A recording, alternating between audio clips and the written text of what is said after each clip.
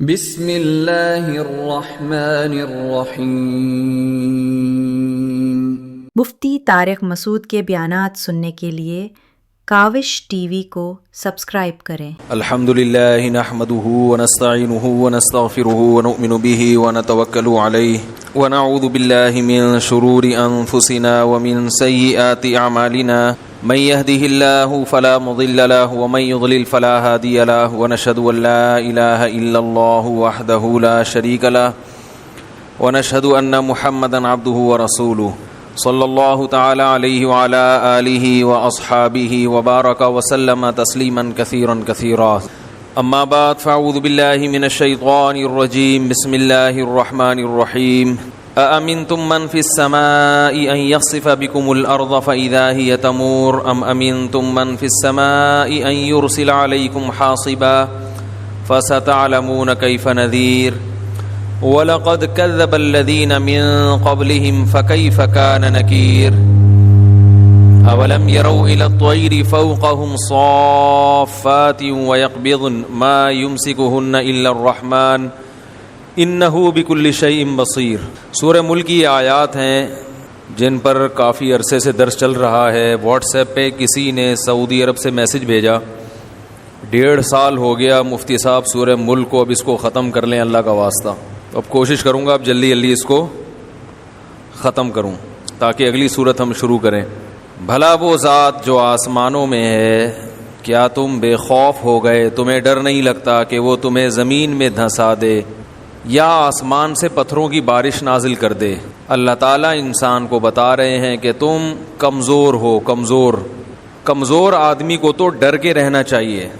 آپ دیکھتے ہیں دفتروں میں باس سے لوگ ذرا ڈر کے رہتے ہیں کہیں جاب سے نکال نہ دے، گھروں میں بچے باپ سے ڈرتے ہیں، ماں سے ڈرتے ہیں کہیں ٹھکائی نہ لگا دیں، لوگ پولیس سے ڈرتے ہیں کہیں کوئی جھوٹا کیس نہ بنا دے۔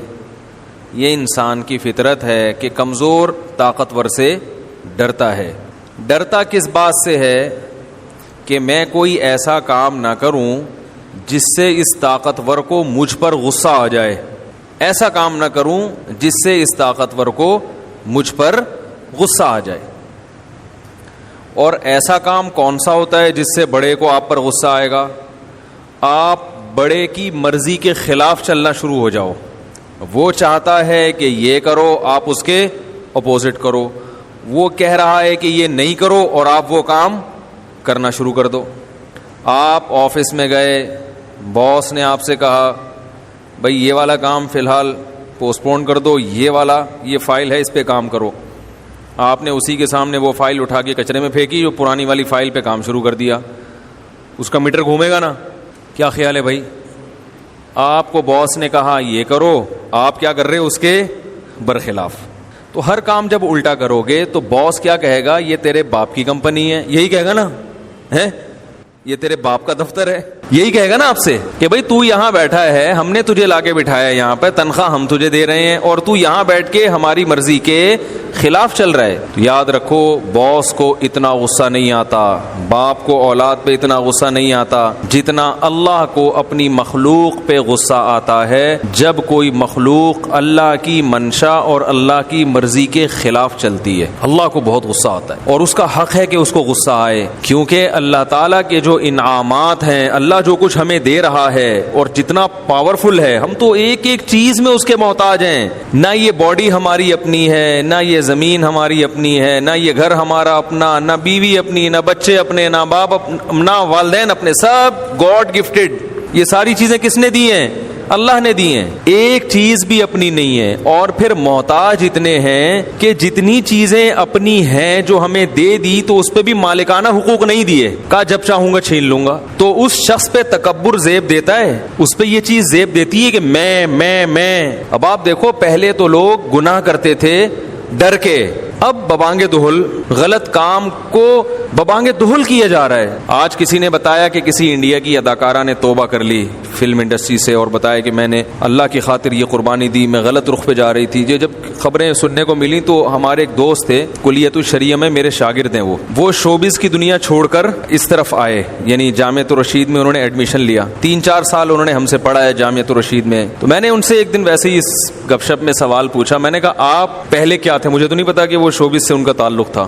انہوں نے بتایا کہ میں ڈراموں کا ڈائریکٹر تھا یا پتہ نہیں کیا تھا, واللہ عالم, شوٹنگ ووٹنگ کرتا تھا کیمرے سے. میں نے کہا پھر کیا ہوا؟ کہہ رہے ایک دن کیا ہوا کہ میں شوٹنگ کر رہا تھا, جو نئی لڑکیاں بھی آتی ہیں ڈراموں میں ایکٹر بننے کے لیے, تو ظاہر ہے شہرت کا بھی شوق ہوتا ہے کہ ہم مشہور ہو جائیں گے اور پیسہ بھی ملتا ہے. دیکھو بلڈ اچھا ہو نا, خاندان اچھا ہو, وہ کبھی نہ کبھی انسان کو وہ کلک کرتا ہے, یعنی وہ انسان کو اندر سے تنبیہ کرتا رہتا ہے. اگر اوپر سے خاندان کیا ہو, خاندانی کوئی بیچارہ, معذرت یعنی چھوڑیں ابھی کیا بولوں میں, تو اچھا خاندان آ گئے شوبز کی دنیا میں. کہتے ہیں میں نے ایک لڑکی کو دیکھا جو نئی آئی ہے ڈراموں کے لیے, تو جو بھی ایکٹنگ سکھا رہا ہوتا ہے نا, جو شروع میں بتا رہا ہوتا ہے اب یہ ڈائلاگ آپ نے بولنا ہے, اس طرح بولنا ہے, آپ کا اسٹائل یہ ہونا چاہیے, تو لڑکی جب شروع میں آتی ہے شوبز کی دنیا میں, اس میں ایک فطرتاً حیا اور شرم ہوتی ہے. وہ جھجک رہی ہوتی ہے ایکٹنگ کرتے ہوئے, مردوں سے بات کرتے ہوئے, مردوں کے قریب جاتے, اس میں ایک شرم ہوتی ہے قدرتی طور پر جو اللہ نے رکھی ہے, جو ہر انسان میں رکھی ہے. شرم ہی تو ہے جو انسان کو بہت سی برائیوں سے روکتی ہے. بے شرم بن جاؤ تو سب کچھ ٹھیک ہے, پھر کپڑے پہننے کی ضرورت ہی نہیں ہے. پھر کپڑے پہننے کی کیا ضرورت ہے؟ زبان بھی صاف رکھنے کی ضرورت نہیں ہے, اعمال بھی صاف رکھنے کی ضرورت نہیں ہے. تو ساری چیزوں میں انسان کو حیا اور شرم ہے, جو انسان کو, جانوروں میں یہ شرم ہی تو نہیں ہوتی, بلکہ کچھ نہ کچھ شرم اللہ نے ان میں بھی رکھی ہے. تو اب کیا ہے, کہتے ہیں کہ میں نے دیکھا کہ وہ لڑکی, جو اور بھی اس طرح کی لڑکیاں آتی تھیں, ان کو ایکٹنگ سکھائی جاتی تھی, تو اس کو کچھ ایسی بےہودہ سی حرکت کروائی جا رہی ہے اس سے ایکٹنگ کے دوران کہ وہ ذہنی طور پر اس کے لیے تیار نہیں ہو رہی. جو بھی ڈائریکٹر صاحب تھے یا جو بھی ایکٹنگ سکھاتے ہیں, وہ گئے, انہوں نے اس کی کمر پہ ہاتھ رکھا اور اس کو تھوڑا سا نا ایسے کہا کہ یوں سیدھی کھڑی ہو. جب پش کیا اس کو اس طرح سے کھڑی ہو, ظاہر ہے ایک مرد کا ہاتھ پہلی دفعہ باڈی پہ لگے گا تو عورت کو ایک وہ ہوتا ہے نا, اچھا فیل نہیں ہوتا اس کو. کہہ رہے میں نے دیکھا اس کی آنکھوں سے آنسو نکل آئے, یعنی اس کو احساس ہوا کہ یہ کیا کر رہی ہوں میں غلط, اس کو یہ احساس ہوا کہ یہ کیا ہو رہا ہے. لیکن وہی بات ہے, شہرت, پھر غلط کو میڈیا پہ صحیح کر کے پیش کیا گیا ہے. سب سے زیادہ عزت دنیا میں فنکاروں کی ہوتی ہے, اداکاروں کی عزت ہوتی ہے, ناچنے گانے والوں کی عزت ہوتی ہے سب سے زیادہ. تو ضمیر ملامت کرتا ہے, لیکن انسان اپنے ضمیر کو کچلتا ہے کہ نہیں یہ غلط نہیں ہے, یہ کیا ہے, صحیح ہے, تمہارا کیریئر بنے گا, تمہیں عزت ملے گی, تمہیں شہرت ملے گی. براڈ مائنڈڈ جب تک نہیں بنو گی تو گھر کی 4 دیواری میں بند ہو کے گھٹن سے مر جاؤ گی. یہ سب چیزیں ڈائلاگ ہیں جو سکھائے جاتے ہیں. جو عورت اپنے گھر کی, اپنے بچوں کی ہوتی ہے, وہ بھی کوئی عورت ہے, اس نے دنیا دیکھی نہیں, لائف کو انجوائے کرنی ہے, تو یہ سب جھیلنا, یہ سب چیزیں شیطان سکھاتا ہے اور بے شرم بناتا ہے. یہ مرد ہونے کے باوجود جو شوبز کی دنیا میں آ چکا تھا, کہتے ہیں مجھے لگا کہ ہم ٹھیک نہیں کر رہے. ظاہر ہے یہ بھی اس ٹیم میں تھا نا. کہہ رہے مجھے لگا کہ ہم اپنی قوم کی حیا اور شرم والی لڑکیوں کی شرم کو کھرچ کے نکال رہے ہیں. کہہ رہے کئی سال بعد, دیکھو یہ اس منظر میں اور کچھ بھی نہیں تھا, وہ لڑکی تو ایکٹر بن گئی ہوگی, جو بھی بننا تھا, وہ تو پیچھے نہیں گئی, وہ تو یہ سب سوچ کے آئی تھی کہ میں نے یہ کرنا ہے. لیکن جو کروا رہا ہے نا, جو بندہ, اس کا ضمیر جاگ گیا, اس نے ملامت کی.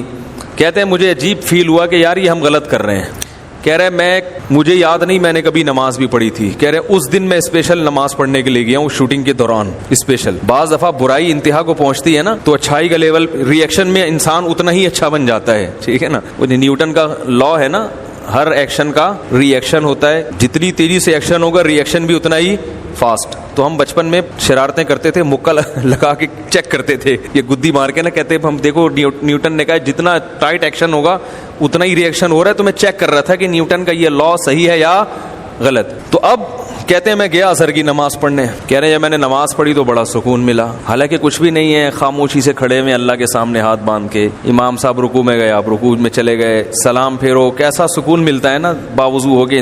خاموشی ہے مسجد میں, ادھر ہر وقت موسیقی کی دھنیں, ہر وقت ایک انٹرٹینمنٹ. لیکن کہہ رہے ہیں میں نے اثر کی نماز پڑھی, مجھے کیا محسوس ہوا, سکون, کہ یار اصل زندگی تو یہ ہے. لائف چینج کرنے کا فیصلہ کیا انہوں نے. ممکن ہے وہ میرا بیان سنیں. لائف چینج کی تو پھر 2 ہی آج کل 3 خطیب چل رہے ہیں آج کل سوشل میڈیا پہ بہت زیادہ, تو ان میں ایک کسی نہ کسی درجے میں فقیر کا نام بھی آتا ہے. تو انہوں نے حضرت مولانا طارق جمیل صاحب کو سننا شروع کیا, کافی ان کو سنا, پھر کہیں ہمارا بھی بیان مل گیا ان کو, وہ بھی سننا شروع کیا. تو پھر وہ مجھ سے ملنے کے لیے آئے. مجھے تو یاد نہیں تھی ان کی کہانی. مدرسے میں ایڈمیشن لیا, عالم بنے ماشاءاللہ, اور پھر انہوں نے حرام چھوڑا اور حلال کو کیا کیا. تیسری شادی میں نے ان کی یہاں کروائی ہے, ادھر نکاح پڑھایا میں نے مسجد میں. وہ ویڈیو ریکارڈنگ پہ نکاح موجود ہے, کیونکہ وہ کینیڈا میں رہے ہیں یا کسی باہر ملک میں بھی رہے ہیں. تو ایک پہلی وائف ان کی کینیڈین, دوسری وائف ان کی لاہور میں یا پتہ نہیں کراچی میں, اور نکاح بھی ہم نے ہی پڑھائے ان کے. اور نکاح ایسے پڑھائے کہ جب میں, اب یہ خواتین بولیں گی پھر گھما پھرا کے ادھر ہی لے آئے بات, بھائی یہ موضوع نہیں ہے یہ تو آ گئی اتفاق سے. اب پوری ان کے اگلے کی کارگزاری تو مکمل کرنی ہے نا, اگلے کی کارگزاری تو وہ تو سنانے دو بھائی. تو وہ پہلا نکاح تو مجھے یاد نہیں میں نے کیسے پڑھایا ان کا, یہ میں نے پڑھایا ہے کسی اور نے, میرا خیال ہے وہ بھی میں نے ہی پڑھایا تھا. ہاں کیونکہ فارم کے لیے پھر میرے پاس ہی آئے تھے, فارم میں تھے وہ, فارم کے لیے میرے پاس ہی آئے تھے. دوسرا نکاح میں نے ایسے پڑھایا کہ میں لاہور میں ایک ورک شاپ, اسلام آباد میں ایک ورک شاپ میں تھا. ان کا فون آیا کہ کراچی میں کوئی بیوہ خاتون ہے, وہ مجھ سے نکاح کرنا چاہتی ہیں, میں بھی نکاح کرنا چاہتا ہوں, تو کیا خیال ہے. میں نے کہا لائن پہ آ جاؤ, ابھی نکاح پڑھا دیتا ہوں میں نے کہا 10 سے 10:45 ٹی ٹائم ہوگا, وقفہ ہوگا, تو اس وقفے میں آپ کا نکاح پڑھا دوں گا. ٹھیک ہے بھائی. تو میں نے وقفے کے دوران وہیں فون پہ ان کا نکاح پڑھا دیا. میں نے کہا کتنی ہو گئی, انہوں نے کہا 2 ہو گئی. میں نے کہا چلو اور کوئی ملے تو بتانا. بھائی اب ایک آدمی, حرام کے دروازے بند ہو گئے. پہلے دنیا تو انٹرٹینمنٹ کی ہے نا, لڑکیاں صبح شام نظر آ رہی ہیں, تو آپ نے اس پر پابندی لگا دی کہ یہ ادھر نہیں جانا. ہے تو جوان آدمی نا, جذبات تو وہی ہیں اس کے. تو میں نے کہا بھائی جو سنت طریقہ ہے پیغمبروں کا وہ کیا ہے, نکاح ہے. میں نے کہا نکاح کرو. نکاح میں فائدہ کیا ہوگا, ان لڑکیوں کی کفالت. کینیڈا سے ایک وائف ان کی, دوسری وائف انہوں نے یہاں کراچی سے, تیسری وائف یوگنڈا. کدھر بھائی, سوشل میڈیا نے فاصلے کیا کر دیے ہیں, ختم کر دیے. یوگنڈا سے ایک تیسری وائف. تو میں نے ان سے کہا, میں نے کہا بھائی کو پٹائی تو نہیں ہے, کوئی خدا نہ خواستہ ایسا نہیں فیس بک پہ کسی کو پھانس لیا ہو. کہہ رہے نہیں بھائی, باقاعدہ ابا سے رابطے میں ہوں اور اس کے ابا آپ سے بات کریں گے. ابا نے مجھ سے یوگنڈا والی زبان میں بات کرنا شروع کر دی ہے.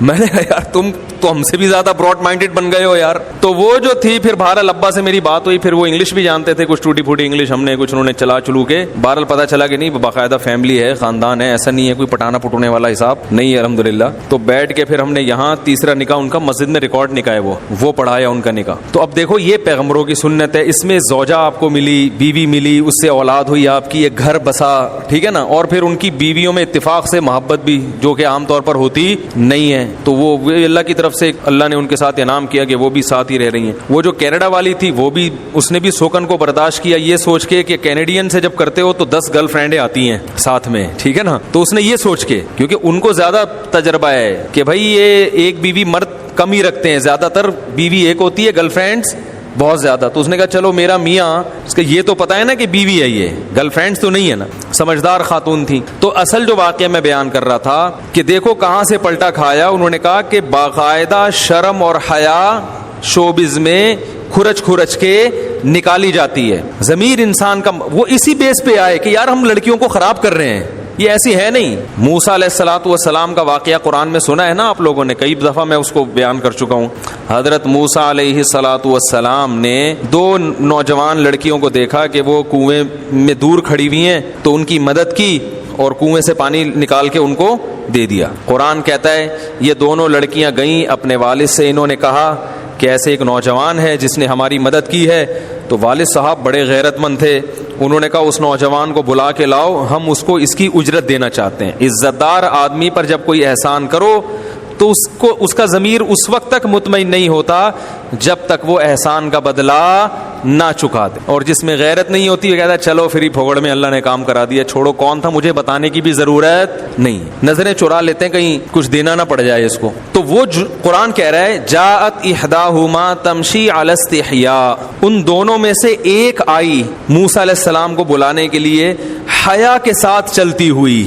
دیکھو قرآن اللہ کی کتاب ہے, کوئی لفظ اس میں بلا وجہ نہیں ہے. کسی واقعے کا کوئی پہلو جس کا کوئی فائدہ نہ ہو, قرآن کبھی اس پہلو کو ہائی لائٹ نہیں کرے گا. کوئی وجہ ہے تو قرآن کہہ رہا ہے. حالانکہ اصل تو قرآن یہ بتانا چاہ رہا ہے کہ وہ لڑکیاں آئیں, موسیٰ علیہ السلام کو لے کر گئیں, اور موسیٰ علیہ السلام کا پھر والد نے ان میں سے ایک سے نکاح کرا دیا, موسیٰ علیہ السلام کا گھر بس گیا. لیکن قرآن کیا کہہ رہا ہے وَجَاءَتْهُ إِحْدَاهُمَا تَمْشِي عَلَى اسْتِحْيَاءٍ, دونوں میں سے ایک چلتی ہوئی آئی حیا کے ساتھ. تو حیا کا لفظ اللہ نے ذکر کیا یہ بتانے کے لیے کہ جو عزت دار بھائی موسیٰ علیہ السلام کی بیوی جس عورت نے بننا تھا وہ تو بڑی خاندانی ہوگی نا. اللہ پیغمبر کے لیے جس کا انتخاب کریں گے جو مسلمان عورت ہو تو اس کا انتخاب تو اللہ نے کیا نا. اور موسیٰ کلیم اللہ کوئی معمولی پیغمبر نہیں, کوہ طور پہ بلا کے اللہ جن سے ہم کلام ہو رہا ہے تو ان کے لیے سلیکشن ایسی عورت کی ہو رہی ہے جس کی چال بھی اللہ کو پسند, شرم و حیا کے ساتھ. حیا والی چال کسے کہتے ہیں؟ راستے کے بیچ میں نہ چلنا, اپنے آپ کو پرومیننٹ نہ کرنا, ایسے نہ چلنا کہ لگے کہ کوئی جناب کوئی لڑنے کے لیے جا رہا ہے کسی سے, دیکھنے میں لگے کہ یہ ضرورت سے گھر سے باہر نکلی ہے, اسے گھر سے باہر نکلنے کا شوق نہیں ہے. تو اللہ فرماتے حیا, پتہ یہ چلا کہ بھائی اللہ کو عورت میں حیا کی صفت پسند ہے. ہاں جہاں ضرورت ہو وہاں مجبوری ہے, بعض عورتیں جہاں حیا کی ضرورت نہیں ہوتی وہاں بھی, اب مثال کے طور پر کوئی آپ سے آپ کا پرس چھین رہا ہے, آپ شرمیلی بن کے جناب ادھر سے نکل کے ادھر چلی گئی, ٹھیک ہے نا, تو یہ غلط ہے. وہاں تھوڑا سا بہادری دکھانی چاہیے. حضرت خولہ رضی اللہ تعالی عنہا تھی نا, جب میدان جنگ گرم ہوا صحابہ کو شکست ہونے لگی تو وہ انہوں نے کیا کیا, اپنا حلیہ چینج کیا, زرہ پہنی اور جنگی ٹوپی پہنی, بالکل مرد بن گئی, اور گھوڑے کی پشت پہ سوار ہو کے جو واٹ لگائی ہے وہ سمجھ رہے کہ پتہ نہیں یہ کون سا پہلوان آیا ہے بھائی, کون سا مجاہد آیا. وہ خاتون تھیں. تو جہاں موقع نہیں ہے, جہاں بہادری دکھانی ہے یا کوئی مجبوری ہو وہ ایک الگ چیز ہے, لیکن عام حالات میں اللہ کو عورت میں کون سی صفت پسند ہے؟ حیا اور شرم. تو یہ جو شوبز کی دنیا ہے یہ عورت کو حیا لیس بنا دیتا ہے, اس میں حیا ختم, بالکل ختم ہو جاتی. تو جس اداکارہ نے بھی توبہ کی, اگر یہ واقعہ سچا ہے, کوئی بعض دفعہ میڈیا کوئی گھما بھی دیتا ہے بات کو, اگر یہ واقعہ سچا ہے تو اللہ نے اس سے بڑی قربانی لی ہے کہ ایسی دلدل میں جہاں انسان کی عزت کا بھی جنازہ نکلتا ہے, حیا کا بھی جنازہ نکلتا ہے, اور یہ گناہوں کی دلدل ایسی ہے اس میں ایک دفعہ پھنستے چلے گئے تو واپسی کا راستہ مشکل ہو جاتا ہے. ہمیں یاد ہے کراچی میں ایک بڑے دہشت گرد تھے, بڑے مشہور تبلیغ والے, ان کے پاس گئے تو ان تبلیغ والوں نے مجھے اپنا واقعہ خود سنایا, میں نام نہیں لوں گا کون تھا کیا تھا. کہتے ہیں ہم جب ان کے پاس گئے ان کے بڑے قتل کیے اس دہشت گرد نے. کہہ رہے ہیں ہم ان کے پاس گئے, ہم نے ان کو تبلیغ دی. تبلیغ ہم نے یہ کی بھائی یہ بچوں کو خاموش کرائیں, یار رحیم اللہ بھائی ذرا ان بچوں کو آپ تھوڑا دہشت گردی کا مظاہرہ کریں. تو کہتے ہیں ہم جب ان کے پاس گئے, وہ جو دہشت گرد تھا اس کو ہم نے سمجھایا, کافی دیر اس نے تھا مسلمان بہرحال, کہہ رہے ہماری دعوت اس نے بہت دیر سنی. دعوت سننے کے بعد کہا کہ اب بہت دیر ہو چکی ہے, میں بہت آگے جا چکا ہوں, اب میرے لیے واپسی, خود کہہ رہے کہ میرے لیے توبہ کا راستہ نہیں ہے, یعنی میں اتنا آگے جا چکا ہوں کہ میرا ضمیر مردہ ہو چکا ہے. خود اپنے منہ سے کہہ رہے. ظاہر ہے ایک قتل ہوتا ہے نا, انسان کا دل ہلتا ہے کہ یار میں کیا کر رہا ہوں, جوان عورتوں کو بیوہ بنا رہا ہوں, چھوٹے بچوں کو یتیم کر رہا ہوں, چند ٹکوں کی خاطر, چند ووٹ کی خاطر, تھوڑے سے پیسوں کی خاطر, پھر دوسرا قتل, پھر تیسرا قتل. تو آہستہ آہستہ ضمیر ملامت کرنا چھوڑ دیتا ہے, سخت دل ہو جاتا ہے انسان, پھر شراب بھی پینا شروع کرے گا سکون کے لیے, اور الٹے الٹے کام. کہہ رہے ہیں وہ ہم اس کو سمجھا رہے ہیں کہ بھائی توبہ کا دروازہ کھلا ہوا ہے, واپس آ جاؤ. وہ کہہ رہے ہیں کہ میرے لیے واپسی کا راستہ بند ہو چکا ہے. کہہ رہے ہیں ہم نے بہت سمجھایا, تو اس نے کہا میں اس دلدل میں پھنس چکا ہوں, واپس نہیں نکل سکتا اب میں اس سے. کہہ رہے ہیں پھر ہم نے اس سے ایک بات کی, تبلیغ والے بڑے ہوشیار ہوتے ہیں, دیکھو دعوت کا ان کو پتہ ہے. انہوں نے کہا اچھا ایسا کرو, جہاں تک جا چکے ہو نا چلو واپس نہ آؤ, اس سے آگے نہ جاؤ. کیسی حکمت کی بات ہے دیکھو, ہے بھائی, کہ جہاں تک پہنچ چکے ہو چلو, آپ کہہ رہے ہو کہ واپس نہیں آ سکتا تو وہیں بریک لگا دو, اس سے آگے مت جاؤ. اس نے کہا یہ بھی نہیں ہو سکتا. یہ ہے دلوں پہ مہر جس کا قرآن جگہ جگہ ذکر کرتا ہے, ختم اللہ علی قلوبہم, اللہ نے ان کے دلوں پہ مہر لگا دی ہے. تو شوبز کی دنیا میں جو لوگ قدم رکھتے ہیں بے حیائی کا شکار ہوتے ہیں, اور پھر حیا آہستہ آہستہ ان کے دلوں سے نکلتی چلی جاتی ہے, پھر ان کو زنا برا نہیں لگتا, پھر ان کو بے پردگی, ننگا پن, برہنہ پن یہ برا نہیں لگتا, بے حیائی کو معاشرے میں پروموٹ کرنا برا نہیں لگتا. پھر ہوتے ہوتے ہوتے ایک ایسی اسٹیج پہ جا کے پہنچتے ہیں کہ جو حیا اور پاک دامنی کے ساتھ زندگی گزار رہا ہے نا, اس پر ان کو تعجب ہونے لگتا ہے, اس پہ تعجب ہوتا ہے کہ یہ پاگل ہیں, یہ بیوقوف ہیں. یعنی ایسا ہی ہے جیسے کوئی دودھ شہد کو چھوڑ کے چرس پی رہا ہو, اور وہ چرس پینے والا تعجب کس پہ کر رہا ہے؟ آپ پہ. اور کرتے ہیں کہ نہیں کرتے؟ آپ چرسی اور ہیروئنچی کے سامنے آپ بتائیں یار دودھ میں اللہ نے ایسی لذت ہے نا, دودھ میں لذت ارے دودھ میں لذت کا نہیں پتا چلتا تو گائے کا تازہ دودھ نکالو اور صبح خالی پیٹ جو ہے نا یہ ناشتے کے بعد ایسے منہ سے لگا کے پیو, ایسا مزہ آئے گا. ایسی لذت اللہ نے دودھ میں رکھی ہے, شہد میں اللہ نے لذت رکھی ہے. لیکن جس نے دودھ اور شہد کو چھوڑ کر, اور یہ جو اللہ نے ہمارے لیے انار پیدا کیا, اور آم کے بارے میں میں یہ کہتا ہوں کہ آم کھاؤ نہیں, آم بولو بھائی پھوڑو. اب اس پہ کلپ آئے گا پورے بیان سے نا نکال کے, پورے بیان میں جتنی باتیں ہوئی ہیں وہ سب ایک طرف, آم پہ کلپ آئے گا, آم کھاؤ نہیں بلکہ پھوڑو. پھر وہ لاکھوں ویورز ہوں گے, لوگ کہیں گے یہ کیا آپ ممبر پہ بیٹھ کے آم پھوڑنے کی باتیں کر رہے ہیں. بھائی یہ تو ایک درمیان میں آم آ گیا, تو آم تو آپ کو پتہ ہے آم ہے کتنا مزہ. ابھی میں ماشاءاللہ نظر بس سے اللہ بچائے میں بہت کم کھانا کھاتا ہوں. جو لوگ میرے ساتھ بیٹھ کے کبھی کھانا کھایا نا ان کو پتہ ہے میں بہت کم کھاتا ہوں, ٹائم لیتا ہوں لیکن کھانا بہت ہی تھوڑا کھاتا ہوں. لیکن جب میٹھا آم آ جائے تو میرا خیال ہے اب تک کتنے کھا چکا ہوں ایک گھنٹے کے اندر 7-8 تو کھا لیے ہوں گے بڑے والے, اور پھر رات کھانے کے بعد دوبارہ کھاؤں گا. تو آم کے سیزن میں گھر والوں کو بھی بولا ہوا ہے کہ بھائی یہ ایسی چیز ہے جس سے اجتناب نہیں کرنا, جتنے پھوڑ سکتے ہو پھوڑو. سیب لمیٹڈ, تربوز لمیٹڈ, آم کیا ہے ان لمیٹڈ. آم تو فائدے کی, میٹھا بھی کتنا اور کوئی بوجھ بھی نہیں بنتا طبیعت پہ, فائبر بھی ہے اس میں, خون بھی ہے اور مزہ بھی ہے. تو اب آپ چرسی کو بولو یار آم کھاؤ, ٹھیک ہے نا, تو وہ ہم پہ ہنسے گا نا, کہے گا بھائی یہ سٹا چھوڑ کے کیا چیزیں کھانے کی.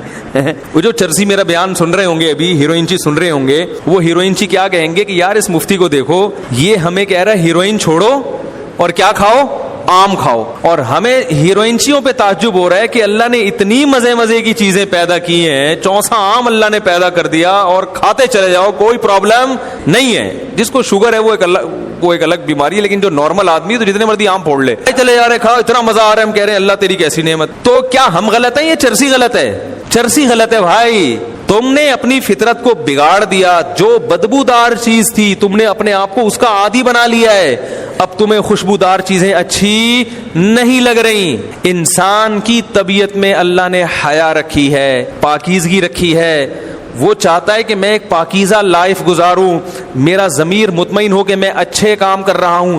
لیکن وہ جب ضمیر کی مخالفت کرتا ہے, میں نے بہت سے لبرل لوگ بھی دیکھے جو زنا سے بچتے ہیں, حالانکہ وہ مذہب کو نہیں مانتے. وہ کہتے ہیں یار یہ ہمیں سمجھ میں نہیں آتا, یہ ضمیر ملامت کرتا ہے کہ غلط ہے. ایسے بھی لوگ ہیں. زمانہ جاہلیت میں جب شراب حرام نہیں ہوئی تھی, اس وقت بھی بعض صحابہ شراب سے بچتے تھے, حالانکہ اس وقت تو ساری دنیا شراب پیتی تھی. حضرت ابو بکر رضی اللہ تعالیٰ عنہ کے بارے میں کہا جاتا ہے کبھی شراب نہیں پی انہوں نے, زمانے جاہلیت میں بھی نہیں پی انہوں نے, بت پرستی نہیں کی. بہت سے صحابہ تھے جو زمانے جاہلیت میں بھی بت پرستی, وہ کہتے ہیں ہمیں نہیں سمجھ میں آتا پتھروں کے بنے ہوئے بتوں کے سامنے ہم جھکیں. میں اکثر اپنی دادی کا واقعہ بتاتا ہوں نا کہ وہ ان کو نہیں پتا تھا یہ تیجے 40 میں کے کھانے غلط ہوتے ہیں, لیکن وہ پھر بھی نہیں کھاتی تھی. ہمیں یاد ہے کہیں سے کوئی کسی کا انا للہ و انا الیہ راجعون ہو گیا, کوئی میت ہو گئی, دیگ آئی, وہ نہیں کہتے یہ مردوں کے کھانے ہمارے حلق میں نہیں اترتے.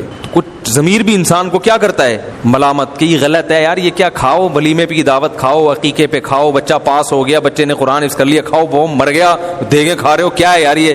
مردہ بھی بولے گا تمہیں شرم نہیں آتی, میں بھی مرا نہیں ہوں, میرا کفن میلا نہیں ہوا, تم یہاں بیٹھ کے کور میں پھوڑ رہے ہو بیٹھ کے. تو وہ کہتی تھی ہمارے تو حلق سے نہیں اترتا, حالانکہ ان کو نہیں مسئلہ معلوم تھا. تو یہ جو چیز ہے زنا کی برائی, بے حیائی, یہ ایسی چیز ہے جس کے لیے مذہب کی ضرورت نہیں ہے. یہ انسان کی, مذہب نے بہت سی ایسی چیزیں ہمیں بتائی ہیں جو ویسے ہی ہماری فطرت کا حصہ تھیں, وہ اللہ نے ہماری فطرت میں ڈال دی تاکہ جب رسول ان باتوں کو کہیں تو ہمارے لیے عمل میں مشکل نہ ہو. قل ان اللہ لا یأمر بالفحشاء, اے نبی آپ ان سے کہہ دیجئے کہ اللہ کبھی بے حیائی کی اجازت نہیں دیتا, بے حیائی اللہ کو پسند ہی نہیں ہے. تو اب ہوتا کیا ہے, بے حیائی کر کر کے جو لوگ فلمی دنیا سے وابستہ ہیں, ایکٹر ایکٹریسز یا جو بھی ان کے ڈائریکٹر یا جو بھی عملہ ہوتا ہے, صبح و شام یہی ناچ گانے, یہی لڑکیوں کے بیہودہ ڈانس دیکھ دیکھ کے جو طہارت اور پاکیزگی ہے, حیا ہے, وہ آہستہ آہستہ دل سے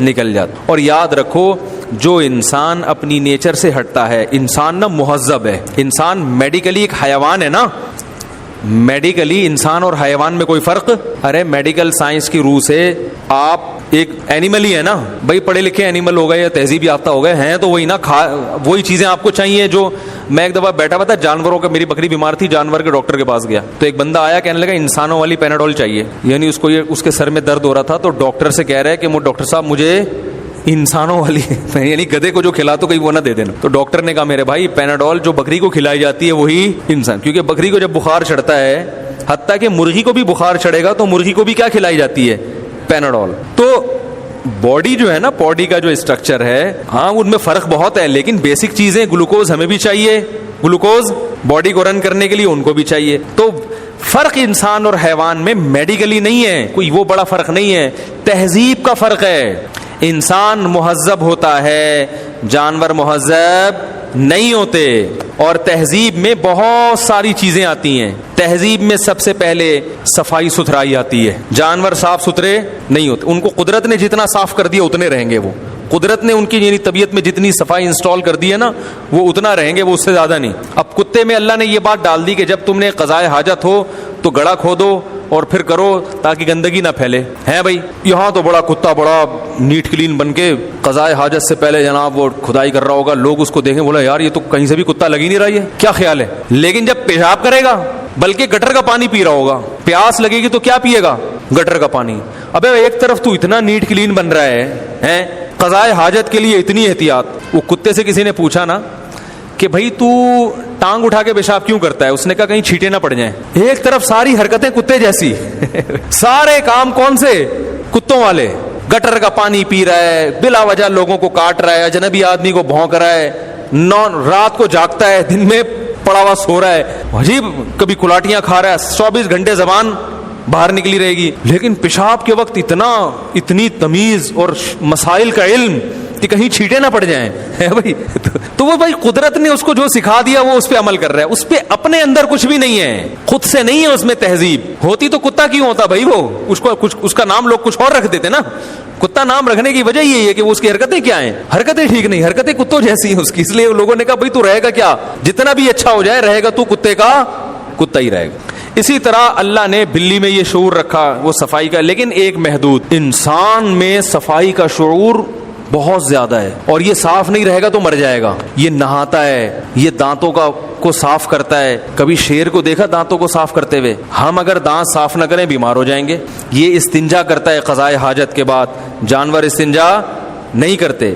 یہ ناخن صاف کرے گا میل نہ ہو جائے, جانور ناخن نہیں کاٹتے. یہ بالوں کی صفائی کرتا ہے, غیر ضروری بالوں کی, تاکہ اس میں جراثیم پیدا نہ ہو جائیں. تو جیسے انسان کی باڈی ہے صفائی ستھرائی کرے گا, کپڑے پہنے گا, جانور کپڑے نہیں پہنتے. تو لباس کا تعلق تہذیب سے ہے نا. کیا خیال ہے بھائی, جانور نہیں پہنتے. وہ ایک دفعہ ایک چوہا گیا تھا, ہاتھی نہا رہا تھا اس میں دریا میں نا, تو چوہے نے ہاتھی کو بولا ذرا باہر آنا, تھوڑا سا کام ہے. ہاتھی کو اتنی ٹینشن, وہ ہاتھی ہے بھائی, وہ تو باہر نکلتے نکلتے گھنٹہ لگے گا اس کو. ہاتھی نے بولا یہیں سے بتا دو. کہہ رہے نہیں, میں جب تک باہر نہیں آؤ گے میں کام نہیں بتاؤں گا, بہت ضروری کام ہے. ہاتھی نے کہا دیکھ مجھے نکلنے میں نا گھنٹہ لگے گا, تو یہیں بتا دے. اس نے کہا نہیں بہت ضروری کام ہے, باہر آؤ.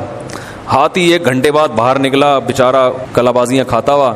چوہے نے کہا بس واپس چلے جاؤ. ہاتھی نے کہا بلایا کیوں تھا؟ چوہا کہتا ہے میں دیکھ رہا تھا میرا انڈر ویئر پہن کے تو نہیں نہا رہے کہیں, تم ہیں میں یہ دیکھ رہا تھا کہ کہیں تم میرا انڈر ویئر پہن کے تو نہیں نہا رہے. تو ایک لطیفہ ہے, لیکن اس پہ کیوں ہنسی آ رہی ہے؟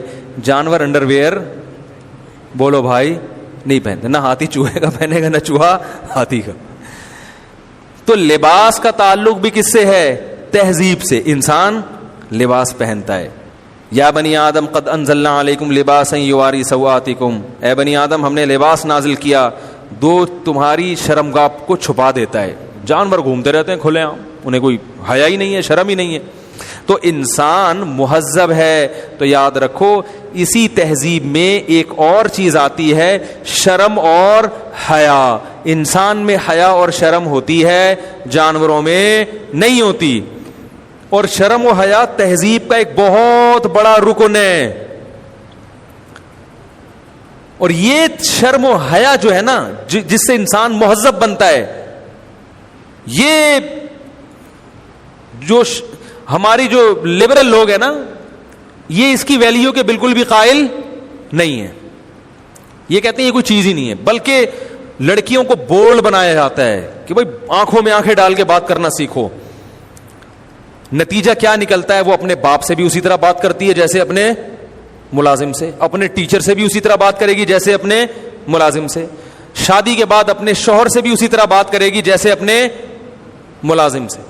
نتیجہ کیا نکلتا ہے؟ لوگ پھر پریشان ہیں, ہماری بیٹی ہم سے تمیز سے بات نہیں کرتی. ہم کہتے ہیں بھائی آپ نے جس ماحول میں اس کو پڑھایا ہے اس میں تمیز کے علاوہ سب کچھ سکھایا جائے. اس میں تمیز نام کا کوئی چیپٹر ہے ہی نہیں. کوئی ہے فزکس میں کہیں تمیز کا چیپٹر آتا ہے؟ بھائی یونیورسٹی میں فزکس پڑھائی جائے گی, میتھ پڑھایا جائے گا, اکنامکس پڑھائی جائے گی, یہ سب چیزیں, تو اس میں کہیں دیکھا تمیز اور تہذیب کا بھی کوئی چیپٹر آ رہا ہو؟ کہیں بھی نہیں ہے نا.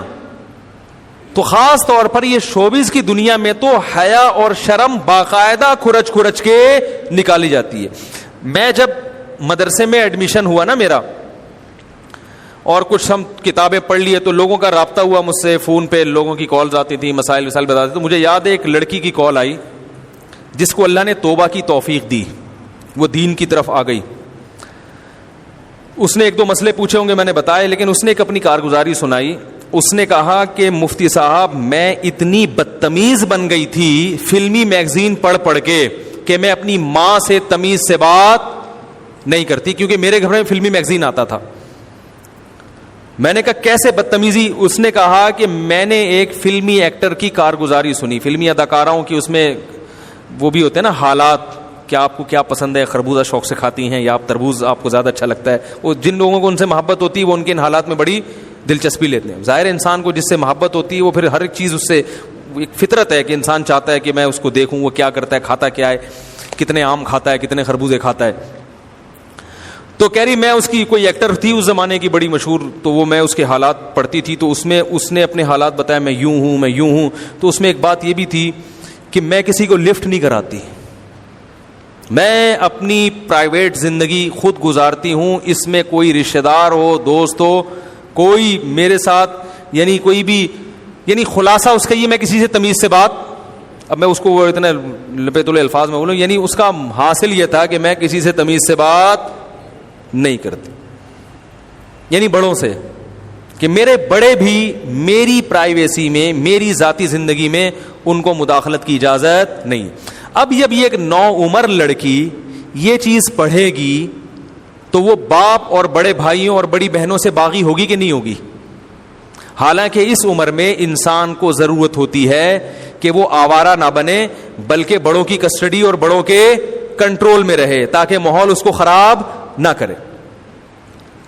یتیم بچے کے جو اتنے فضائل ہیں اسی وجہ سے بھی تو ہیں کہ اس کا کوئی سرپرست نہیں ہے, حالانکہ ویسے تو وہ ٹھیک ٹھاک ہے, سرپرست نہ ہونے کی وجہ سے اس کے بگڑنے کا چانس زیادہ ہے. اب وہ اداکارہ نے جو انٹرویو ریکارڈ کروایا اس نے تو کروا دیا, لیکن یہ جو بچی تھی اس نے تو مجھ سے رابطہ کر کے اپنی کارگزاری سنائی کہ مجھے تباہ کرنے والا کون تھا, وہ میگزین. پھر یہ مدرسہ البنات میں گئی ہے نا, لڑکیوں کے مدرسے میں, وہاں اس کو پتا چلا کہ ابا اماں سے کیسے بات کرنی چاہیے. تو اس نے وہاں کیا سیکھا ان فلمی میگزین سے کہ میری پرسنل لائف ہے, میں اپنی لائف جیسے چاہوں گزاروں, کسی کو میری لائف میں ٹانگ اڑانے کی, دخل اندازی کی اجازت نہیں ہے. اب ماں باپ نے میگزین لگوایا ہوا ہے, بچی پڑھ رہی ہے, ماں باپ, کوئی اس میں ایسا جملہ نہیں ہوتا جو غلط ہو, کہیں اس میں یہ نہیں لکھا کہ میں اپنے ماں باپ کی نافرمانی کرتی ہوں, ایسا کچھ نہیں ہوتا. لیکن جو ماحول دیا جاتا ہے نا, جس قسم کی ڈائلاگ ہوتے ہیں, اس سے لازمی یہ ذہن خود بخود بن رہا ہوتا ہے. بچوں کو یہ سکھانا چاہیے کہ بیٹا تمہارا تجربہ کم ہے, تم اپنے اتنے خیر خواہ نہیں ہو جتنے تمہارے والدین تمہارے خیر خواہ. یہ بھائی اور بہن, یہ جو رشتے ہیں یہ بڑے قیمتی رشتے ہوتے ہیں, یہ ہر وقت تمہارے کام آتے ہیں, ان سے ہمیشہ بنا کے رکھنا, کوئی کام ان کے مشورے کے بغیر نہ کرنا. بچوں کو تو یہ سکھانا چاہیے نا, ان سے ادب سے بات کرنا, ان کا تم پر احسان ہے, لہذا ان سے کبھی ظلم زیادتی ہو جائے تو برداشت کر لینا, یہ زندگی کا حصہ ہے, یہ سکھانا چاہیے نا. کیا ہو گیا بھائی, سکھا کیا رہے ہیں؟ کسی کو اپنی ذاتی زندگی میں مداخلت کی اجازت, پر ٹھیک ہے محلے پڑوس والوں کو نہ دو, لیکن باپ اور ماں سے زیادہ کوئی خیر خواہ ہو سکتا ہے؟ وہ پاگل ہے, انہوں نے پیدا کیا تمہیں اور کھلا پلا کے تمہیں اتنا بڑا کر دیا, اس لیے کیا کہ تم جب پرس اٹھاؤ, منہ اٹھا کے گھر سے باہر نکل رہی ہو, بتانا بھی تمہارے لیے ضروری نہیں ہے کہ میں کہاں جا رہی ہوں. تو وہ باپ رکھے گا ایسی بیٹی کو گھر میں؟ بولو نا بھائی, وہ باپ نہیں ہے. پھر وہ کہے گا میں خانسامہ ہوں, جس نے تمہیں گھر پرووائڈ کیا ہوا ہے تمہاری خدمت کے لیے, کہے گا پتلی گلی سے نکلو, یہاں سے دفع ہو, یہاں سے. لڑائیاں ہوں گی گھر میں, جھگڑے ہوں گے, ڈپریشن کے مریض بنیں گے لوگ. تو مجھے اندازہ ہوا, دیکھو ایک اداکارہ کا ایک ڈائلاگ, ایک جملہ اس نے ایک لڑکی کو کس قدر بدتمیز بنا دیا. اپنے ماں باپ کا, اس کے ماں باپ اس سے پریشان تھے, لیکن الحمدللہ وہ لڑکیوں کے مدرسے میں عالمہ بننے کے لیے اس نے ایڈمیشن لیا اور اللہ نے اس کی حالت کو, بولو بھائی, چینج کر دی. ایسے سینکڑوں بچیاں بگڑ چکی ہیں, سینکڑوں گھر تباہ ہو چکے ہیں. ہمارے پاس رپورٹیں نہیں ہوتی, لیکن ڈرامے اور فلمیں لاشعوری طور پر گھروں کو جوڑنے کے بجائے توڑ رہے ہیں, تباہ کر رہے ہیں. مجھے ایک بات بتاؤ, جب فلم, یہ جو اداکارہ اور یہ جو فلمی ایکٹر اور اداکارائیں ہوتی ہیں نا, ان کا یہ ہوتا ہے کہ ہم ایک انٹرٹین کر رہے ہیں لوگوں کو. لوگ ایکچولی تھکے ہوئے ہوتے ہیں, ڈپریشن میں جا رہے ہیں, تو ہم ایک فلمی کہانی ڈیزائن کر کے لوگ خوش ہو جاتے ہیں اور یہ تھوڑا سا تفریح ہو جاتی ہے, فیملی کے ساتھ دیکھ لیتے ہیں, سین مگر چلے جاتے ہیں. تو ہر برائی پہ نا کچھ بھی لیبل لگا کے آپ, تو چرچ سے بہتر ڈپریشن دور کرنے کا کوئی طریقہ ہے؟ اب ایک میں یہاں اللہ نہ کرے چرچ بانٹنا شروع کر دوں, ہیروئن, لوگ بولے کیا کر رہے ہو بھائی, اس کے جو دور رس نتائج ہیں وہ بہت برے ہیں, انجام اس کا اچھا نہیں ہے. آپ کو نہیں, وہ آدمی اتنا تھکا ہوا تھا, ڈپریشن میں تھا, اس کو ایک پڑیا کھلائی ہے, صرف ایک, ایسا خوش, اتنا خوش ماشاءاللہ. ہمارے گھر میں کلر کے لیے ایک لڑکا آتا تھا, وہ چرس پیتا تھا, بلکہ ہیروئنچی تھا, ان کا انتقال ہو گیا, اللہ مغفرت کرے. تو اس کا نام تھا اچھے بابو. جو بھی ہمارے بچپن کے دوست ہیں وہ ایک دم ان کو ذہن میں نام یاد آ گیا. میں جب مشہور ہوا نا یوٹیوب پہ, تو میرے 20 سال 30 سال پرانے دوست ملنے کے لیے آ رہے ہیں. وہ یوٹیوب پہ میرا بیان سنتے تھے, ان کو یقین نہیں آتا تھا میں ہوں, پھر کہنا اڑے وہی ہے. تو ابھی ایک 30 سال بعد, یعنی میں 10-12 سال کا تھا, کرکٹ کھیلتے تھے ہم لوگ, تو وہ ہماری ٹیم کے کیپٹن ہوا کرتے تھے. وہ جو ہماری ٹیم کے کیپٹن تھے, انہوں نے کہیں بیان سنا, انہوں نے بولا بڑی یہ تو ہمارا کھلاڑی ہے, تو یہ تو وہی ہے. پھر ابھی وہ آئے تھے ملنے کے لیے, تو وہ ویسے کہ ویسے ہی, ابھی تک 30 سال ہو گئے. میں نے کہا ابھی تک ویسے ہی ہو یار. تو کیا کہہ رہا تھا میں, اچھے بابو. تو وہ لوگ محلے والے جانتے تھے ان کو اچھے بابو. وہ بیچارہ ہیروئنچی تھا, 5-10 حج کیے ہوئے تھے اس نے. عجیب بات ہے, ہیروئن بھی حج بھی کر کے آتا تھا. اچھا خیر. تو اب میں دیکھتا تھا اس کو, ہم نے گھر میں لگایا کلر کرنے کے لیے. تو وہ نا جب ڈھیلا پڑتا تھا نا کلر کر کے, یوں ایسے یوں ہاتھ اس کا ڈھیلا ہو جاتا تھا, تھوڑی دیر میں وہ کہیں چھپ کے جاتا, پتہ نہیں کیا کرتا تھا. ہمیں نہیں پتا تھا کیا ہوتا ہے یہ, ہم تو بچے تھے اس وقت, زیادہ پتہ بھی نہیں تھا ان چیزوں کا. ایک دم آتا ایسا فٹ فاٹ پورا صاف. تو اس طرح سے کام ہوتا. وہ اس کا بیچارے کا چرچ کی ہیروئن کی وجہ سے انتقال ہی ہو گیا, اس کا مر ہی گیا وہ. اب اس کی موت تو نہیں دکھائی جا رہی. کوئی ہیروئن کے فضائل بیان کرے اور ہیروئنچیوں کا انجام کیا ہوتا ہے, تباہ ہو رہے ہیں, یہ نہیں دکھایا جا رہا. یہ دکھایا جا رہا, دیکھو یہ آدمی کتنا سست, اس نے 10 منٹ کلر کیا ہے, اور جیسے انسان 10 منٹ میں تھک جاتا ہے, جب بازو مسلسل چلاتا رہے گا, یہ دیکھو تھک کے بیٹھ گیا, اور اس نے ایک پڑیا کھائی ہے, ڈب ڈب ڈب ڈب ڈب کیسا, اور ماشاءاللہ خوشی. اس کو اب کسی کے انتقال کی خبر بھی دے دو گے تو ڈپریشن میں نہیں جائے گا, بلکہ اگر موت کی خبر آئے گی تو ایک پڑیا اور کھا لے گا, فریش ہو جائے گا. اب اس طرح کے فضائل بیان کر کے لوگوں کو بیوقوف بنایا جا سکتا ہے. جس خالق نے پیدا کیا وہ حساب لینا ترک نہیں کرے گا قیامت کے دن, وہ چھوڑ نہیں دے گا کہ ہاں تمہارے دلائل بڑے مضبوط تھے تو چلو بخش معاف. نہ, یہ جو فلمی دنیا ہے یہ لوگوں کے گھروں کو تباہ کرنے میں ان کا سب سے زیادہ دخل ہے. ان فنکاروں کا ان کی نیت یہی ہے کہ ہمیں انٹرٹین کر رہے ہیں لوگوں کو, لیکن وہ کس طرح سے آپ انٹرٹین کر رہے ہیں. آپ خوبصورت لڑکیوں کے ڈانس جب مرد دیکھے گا اس کو اپنی بیوی اچھی لگے گی؟ کیا ساری عورتیں دنیا میں اتنی خوبصورت ہوتی ہیں جتنی ہیروئنز ہوتی ہیں؟ بولو نا بھائی. اب لڑکیوں کے رشتے کیوں نہیں ہوتے بھائی؟ ہر ایک کو ویسی چاہیے جیسی اس کو فلم میں نظر آ رہی ہے. اتنے ایسا ہے, وہ تو سلیکٹڈ ہوتی ہیں. لیکن صبح اللہ نے ہمیں کیا حکم دیا؟ نامحرم عورت کو دیکھنے نظر پڑے, برا خیال آئے تو نظر کو جھکا لو, وہ تمہاری نہیں ہے, تمہاری صرف تمہاری بیوی ہے. یہی کہا نا, پوری توجہ کس کی طرف فوکس کرو؟ بیوی کی طرف. یہ کسی کے باپ, کسی کی بیٹی ہے, کسی کی بہن ہے, اس کو عزت کے ساتھ گھر میں رکھو, پوری محبتیں اس کے لیے خاص کر دو. لیکن اب لوگوں کو وہ بولو بھائی اچھی نہیں لگ رہی, وہ تو سسرال کے ڈر سے رکھی ہوئی ہے اس کو گھر میں لا کے. تو وہ بے حیائی اور پھر ایسے ایسے سین جو فلموں میں ہوتے ہیں, سبھی کو پتا ہے کیا ہوتا ہے فلموں کے اندر. ان سے شہوتیں بھڑکتی ہیں, زنا کے راستے کھلتے ہیں. جب نوجوان یہ چیزیں دیکھے گا تو وہ جائے گا طوائف خانوں کی طرف, وہ جائے گا پھر حرام خواہشات کو پورا کرنے کی طرف. اور جب طوائف خانوں کے دروازے کھلیں گے تو نکاح کے دروازے بند ہو جائیں گے. فیملی سسٹم کیا ہوگا؟ کمزور ہوگا. اور یہ جو ریپ ہو رہے ہیں لڑکیوں کے, بچوں کے, یہ اسی وجہ سے تو ہو رہے ہیں. پہلے کیوں نہیں ہوتے تھے؟ یہ انڈیا میں یہ سب سے زیادہ, بہت زیادہ, میں یہ نہیں کہہ رہا سب سے زیادہ, انڈیا میں جبری زنا کا ریشو بہت زیادہ ہے, اور اس کی بڑی وجہ یہ فلمیں ہیں. میں تو ایک صاحب, میں ملیشیا جا رہا تھا, ایک ایئرپورٹ پہ نا ایک صاحب ملے, نوجوان لڑکا تھا. اس نے دیکھا مولوی صاحب بیٹھے ہوئے ہیں فارغ, وہ تو ظاہر ہے وہاں تو کچھ نہیں, یعنی ایسا کوئی خاص کام نہیں ہوتا ایئرپورٹ پہ. وہ آ گئے, کہنے لگے کہ میرے پاس اللہ کا دیا سب کچھ ہے, پھر بھی میں پریشان ہوں. کہہ رہے میری جاب بھی اچھی ہے, میری بیوی بھی اچھی ہے, میرے بچے بھی اچھے ہیں. میں نے ایک سوال پوچھا نا, میں نے کہا ایسا تو نہیں جاب کی طرف سے کوئی پریشانی؟ کہہ رہے نہیں جاب بہت اچھی. میں نے کہا تنخواہ کم تو نہیں؟ کہہ رہے تنخواہ بھی سارے خرچے پورے. میں نے کہا شادی ہو گئی؟ بعض دفعہ یہ بھی ہوتا ہے ایک لاشعوری طور پر.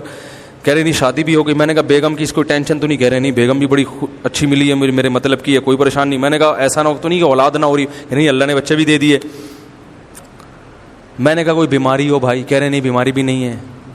میں نے کہا آپ کو پتہ ہے اس بات کی ٹینشن ہے کہ آپ کو کوئی ٹینشن ہے نہیں. بعض دفعہ یہ چیز خود ٹینشن کا ذریعہ بن جاتی ہے. حقیقت ہے نا, لائف میں کرنے کے لیے کچھ بچا ہے ہی نہیں, سارے کام سیٹ ہو رہے ہیں سارے بالکل. بھائی صبح اٹھ کے آفس جا رہے ہو, نہ باس سے کوئی جھڑکی مل رہی ہے, آفس میں اپنا کام کیا آ گئے واپس. تو میں نے کہا آپ اپنی ایک تو دین کی طرف آؤ, سب سے پہلے مکمل دین کو فالو کرو. دین نہیں ہے تو سکون تو سوال ہی پیدا نہیں ہوتا. دوسرا کام ایک اسباب کی دنیا میں یہ کہ اپنے شیڈول کو تھوڑا چینج کرو. ایک ہی روٹین ایک ہی روٹین ایک ہی روٹین. میں نے کہا بھائی جم جایا کرو شام کو, مغرب کے بعد آؤ ذرا ڈنٹ ونٹ پہ لو, تھکو, اس سے آپ کے بازو میں درد ہوگا, پھر آپ آرام کرو گے, آپ کو سکون ملے گا. کوئی دوسرا بھی خیال آئے گا یار دنیا میں اور بھی غم ہے, کچھ دوسری چیزیں ٹینشنیں پالو. میں نے کہا کوئی زبان سیکھنا شروع کر دو کچھ. تو یہ انسان کی فطرت ہے کہ ایک ہی ترتیب میں. ہمارے مدرسے کے طلبہ کیا کرتے ہیں, صبح اٹھتے ہیں سارے لائن لگا کے لیٹرین کی باہر کھڑے ہوئے ہوتے ہیں صبح صبح نا, فجر سے پہلے سب نے ظاہر ہے. پھر وہاں سے استنجا کر کے باہر نکلے, وضو خانے میں چلے گئے, وضو خانے سے ٹرن مارا, مسجد میں آئے, مسجد میں نماز پڑھی, نماز کے بعد ناشتے کی روٹین, ناشتے کے بعد سبق کے لیے بیٹھ گئے, پھر 1 بجے تک سبق پڑھتے رہتے ہیں. پھر اس کے بعد ظہر کی نماز کے لیے گئے, پھر وہاں جا کے پھر جو ہے وہ کھانا کھایا, پھر قیلولہ کیا, پھر اٹھے تکرار کیا, پھر عصر کے بعد مغرب تک کھیلا, پھر مغرب کے بعد پھر پڑھائی, پھر عشاء کے بعد پھر پڑھائی. تو 1 سال 2 سال 3 سال, جب ظاہر ہے 8-10 سال یہ ہوگا تو پاگل ہو جائیں گے نا. تو میں ان سے اکثر یہ کہتا ہوں کہ تم لوگ جب مدرسے میں آتے ہو اس وقت تمہارے بڑے جذبات ہوتے ہیں, ہم دین کا کام کریں گے, ہم علم حاصل کریں گے, ہم یوں کریں گے. ایک ہی لائف اسٹائل میں نا تھوڑے دنوں کے بعد تم یہ بھول جاتے ہو کہ مدرسے میں تم آئے کیوں تھے, روبوٹ کی طرح چل رہے ہوتے ہو. اور پھر کچھ دنوں کے بعد تم یہ بھی بھول جاتے ہو کہ دنیا میں کیوں آئے تھے. ہم اسی وجہ سے آئے تھے کہ بس صبح اٹھ کے لیٹرین جانا ہے. یعنی اس سے پوچھا نا تم دنیا میں کیوں آئے؟ بھائی ہم دنیا میں اس لیے آئے ہیں کہ صبح اٹھ کے ہم نے لیٹرین جانا ہے, لیٹرین سے ہم نے باہر نکلنا ہے, وضو کرنا ہے, اور لیٹرین میں بیٹھے ہیں تو بیٹھے, کیونکہ دنیا کوئی مقصد ہی نہیں ہے. تو بھائی اگر یہاں کوئی آپ کو ڈسٹرب نہیں کر رہا تو بیٹھے رہو. کیا خیال ہے بھائی؟ اگر یہاں کوئی ڈسٹرب نہیں کر رہا تو اٹھنے کی ضرورت کیا ہے آپ کو؟ بیٹھے. تو باہر سے کوئی دروازہ بجائے گا تو خیال آئے گا باہر نکلو. پھر وہ وضو کیا, ہم دنیا میں اس لیے, پھر ہم نے نماز پڑھنی ہے, پھر ہم نے ناشتہ کرنا ہے, پھر ہم نے جناب بیٹھنا ہے. تو وہ جذبات کیا ہو جاتے ہیں. تو میں ان سے کہتا ہوں دیکھو اسکول کے بچے صبح صبح کیسے اچھلتے کودتے جا رہے ہوتے ہیں, اور دوپہر کو اچھلتے کودتے واپس. وہ ان میں اس لیے پھرتی ہوتی ہے کہ ان کا نا انوائرمنٹ ہر وقت چینج ہو رہا ہے. گھر کا انوائرمنٹ کچھ اور ہے, اسکول کا کچھ اور ہے. صبح مائیں ان کو ٹفن میں چیزیں بنا بنا کے محبت مل رہی ہے, ماں کی ممتا بھی مل رہی ہے, باپ کی بروقت بپتا بھی مل رہی ہے, اور بھائی کی شفقت بھی, بہنوں کی شفقت بھی. اور میں نے کہا تمہاری یہ قربانی ہے کہ جب ماں نے ٹاٹا کیا تھا, رمضان کے بعد مدرسے جا رہا ہے, اس کے بعد سے اب تک 6 مہینے ہو گئے, ماں کی ممتا نصیب. بولو بھائی, کوئی نہیں ہے صبح تیار کر کے تمہیں بھیجے ہیں, اور پھر شام کو تمہارا انتظار. مائیں تو بچوں کا انتظار کر رہی ہوتی ہے نا, میرا بچہ آ گیا کہ نہیں آ گیا. مدرسے کے بچوں کا کوئی پیچھے انتظار, ان کو پتہ ہے گیا ہے تو بقرعید کی چھٹیوں میں آئے گا واپس, اس میں تھوڑا سا فریش ہو کے پھر وہی روٹین چلی. بڑی قربانی ہے خدا کی قسم مدارس کے طلبہ کی, بڑی قربانی ہے. ہم جب گئے نا مدرسے میں, دن میں تارے نظر آ گئے تھے ہم کو, ایسی ٹف روٹین. ان کی نیچر ہے, وہ زندگی میں کیا چاہتا ہے؟ چینجنگ چاہتا ہے. تو میں بات کیا کر رہا تھا؟ یہ بات یہاں کہاں سے آئی؟ وہ میڈیا سے نہیں آئی یار. ہاں میں تفریح کی بات کر رہا تھا. تو دیکھو جائز تفریحات کا جو ہے نا وہ بہت وسیع ہے, اس کا میدان بہت کھلا ہے. اللہ نے آپ کو وہ میدان دیا, کھانے پینے کی درجنوں چیزیں اللہ نے حلال کر دی. آم کی پیٹیوں کی پیڑیاں کھا جاؤ یار, 64 آم, خدا کی قسم, مزہ نہ آئے تو پیسے واپس. صحیح ہے نا, کھاؤ یار, اللہ نے دیا ہے. اور کچھ نہیں, اللہ نے تھوڑا گنجائش دی ہے. غریب آدمی کو بھی بڑی اللہ نے چیزیں دی ہیں کھانے کی. بھئی آم نہیں کھا سکتے, سستی چیزیں بھی تو ہیں بہت کھانے کے لیے. اور غریب آدمی کو تو کھانے کا کیونکہ اس کو بھوک لگتی ہے. امیر آدمی کو بھوک نہیں لگتی, وہ سارا دن کچھ نہ کچھ ڈبو کے کھاتا ہی رہتا ہے. اس کے پاس پیسے ہیں تو کبھی کچھ خرید لے گا, کبھی کچھ کر لے گا, کبھی کچھ کر لے گا. غریب آدمی بھوک لگتی ہے, اس کو ٹائٹ کھانے کے پیسے نہیں ہوتے. جب کھانا سامنے آتا ہے تو اس کو سوکھی روٹی میں اللہ وہ مزہ دے دیتے ہیں جو ایک عام آدمی کو قورمے اور بریانی میں مزہ نہیں آتا. تو بڑی اللہ نے لذیذ زندگی بنائی ہے. ہم اس زندگی کو غلط چیزوں میں پڑھ کر, فطرت کے خلاف چل کر اس زندگی کو خود ہی برباد کرتے ہیں, اس کی خوشیوں پہ خود ہی آگ لگاتے ہیں ہم. اب دیکھو جو آدمی چرس پیتا ہے وہ حقیقت میں تو دیکھنے میں تو لذت حاصل کر رہا ہے, لیکن اسے یہ پتا نہیں ہے میں اپنے آپ کو کتنی بڑی آزمائش میں ڈال رہا ہوں. اب مجھے پوری زندگی کے لیے چرس چاہیے. تو یاد رکھو جو اپنے آپ کو گناہوں میں دھکیل رہا ہے, بات اس اداکارہ پہ چلی تھی نا, اس نے شروع میں یہ سٹیپ لے لیا, ریورس گیئر لگا دیا, بچ گئی. اگر وہ گھس جاتی تو پھر یہ برائیاں کسی حد تک انسان کی مجبوری بن جاتی ہیں. توبہ کا دروازہ تو کھلا ہے, 90 سال میں بھی کوئی توبہ کرے گا اللہ توبہ قبول کرے گا, اور کرتے بھی ہیں لوگ, کرتے بھی ہیں. لیکن ہر آنے والا دن توبہ کو مشکل سے مشکل بنا دیتا ہے, مشکل سے مشکل. اور ایک بات کا خوب خیال کرنا چاہیے کہ جب اس قسم کے کوئی ایکٹر شوبز کی دنیا چھوڑتا ہے, توبہ کرتا ہے, چھوڑتا ہے یا چھوڑتی ہے, تو شیطان ایک چیز میں بہت ورغلاتا ہے کہ تم جو ہے نا وہ شہرت کی بلندیوں پہ پہنچ سکتے تھے, تم نے اپنی زندگی کو برباد کر دی. کیونکہ دنیا بظاہر اندھیری نظر آتی ہے. تو ایک چیز سوچنی چاہیے کہ جو اس شہرت کی دنیا انتہا کو پہنچے ہیں ان کا انجام کیا ہوا؟ کیا وہ انجام میں بھی خوش تھے؟ جو فلمی اداکار یا اداکارائیں جوانی میں بہت اوپر تک پہنچی, کیا بڑھاپے میں بھی ویسے ہی ہیں یا بڑھاپے میں ڈپریشن میں جا رہی ہیں؟ کیا ہو گیا بھائی؟ کیا بڑھاپے میں وہ عزت ہے ان کی؟ آپ کہہ سکتے ہیں بڑی عزت ہے بھائی, اب بھی انٹرویو آتے ہیں, وہ صرف انٹرویو کی حد تک ہے, اس کے بعد کوئی بھی کیوں پوچھے گا؟ وہ کیا لگتی ہے بھائی آپ کی, کیوں پوچھیں گے آپ؟ تو وہ لوگ یہ کہہ رہے ہوتے ہیں. ایک دفعہ مجھے ایک صاحب کہنے لگے یار وہ اتنے پرانے ایکٹر ابھی بھی آ رہے ہیں ٹی وی میں, ان کی تو اسٹیج پہ بلا کے بڑی عزت ہوتی ہے. میں نے کہا وہ آپ ذرا جا کے ریسرچ کر لینا, اسٹیج پہ ہوگی, اس کے اترنے کے بعد جب گھر چلے جائیں گے پھر بیٹا نہیں پوچھ رہا ہوتا, بیٹا بھی صرف میڈیا کے سامنے پوچھ رہا ہوگا, کیمرے کے سامنے, میرے ابا, میرے ڈیڈی, پاپا جنہوں نے اتنا قوم کی خدمت کی ہے بہت. جیسے ہی کیمرہ ہٹے گا وہ کہے گا پاپا ٹاٹا, ٹھیک ہے نا, کیونکہ وہ کہے گا یار انہوں نے تو لائف کو انجوائے کیا, اب میں ان کے پاؤں دباؤں, میں ان کی کھانسیاں برداشت کروں, میں سارا دن کی خدمت کروں, میرا دماغ خراب ہے بھائی. چونکہ جب آپ نے قوم کو یہ سکھایا کہ انٹرٹینمنٹ ایک اچھی چیز ہے, تو ماں باپ کی خدمت کرنا یہ تو بڑا ٹف کام ہے. جو خدمت, حقیقی خدمت جو اسلام چاہتا ہے, جو ہم سے انسانی فطرت چاہتی ہے, وہ تو بڑا مشکل کام ہے. ہم ایسے لوگوں کو جانتے ہیں, امریکہ کا ویزا آیا ہوا نہیں گئے, کیا یار باپ بیمار ہے میں امریکہ نہیں, پوری زندگی کے لیے اپنا فیوچر داؤ پہ لگا دیا کہ یار بوڑھے باپ کو چھوڑ کے کیسے چلا جاؤں, کیونکہ ان کے ضمیر نے ان کو اجازت نہیں دی. تو کیا یہ کر سکتے ہیں یہ لوگ جو انٹرٹینمنٹ کی دنیا میں نام پیدا کرنا چاہتے ہیں؟ وہ کہتے ہیں جب لائف کا مقصد ہی انجوائے کرنا ہے تو ہر وہ چیز جو آپ کی لائف کو انجوائے کرنے میں رکاوٹ بنے اس کو راستے سے ہٹا دو. اور لائف کو انجوائے کرنے میں سب سے زیادہ رکاوٹ آپ کے بوڑھے ماں باپ بن سکتے ہیں. اور ان لوگوں کے لیے تو اور مشکل اس لیے ہوتی ہے کہ بوڑھے ماں باپ کا ایک آدھ بچہ ہوتا ہے, پورا بوجھ اس ایک بچے پہ آیا ہوا ہوتا ہے. کیا خیال ہے؟ جو مذہبی لوگ ہوتے ہیں ان کے تو چلو بچے بھی زیادہ ہوتے ہیں نا, تو بھائی اگر ماں باپ بوڑھے ہو گئے تو ہر بچہ خدمت کی کوشش کرتا ہے اور نمبر کماتا ہے. ہم لوگ 7 بہن بھائی ہیں, تو میری والدہ جب آخر عمر میں بیمار ہوئی ہیں, اللہ ان کی مغفرت کرے, تو ہمارا نمبر نہیں آتا تھا.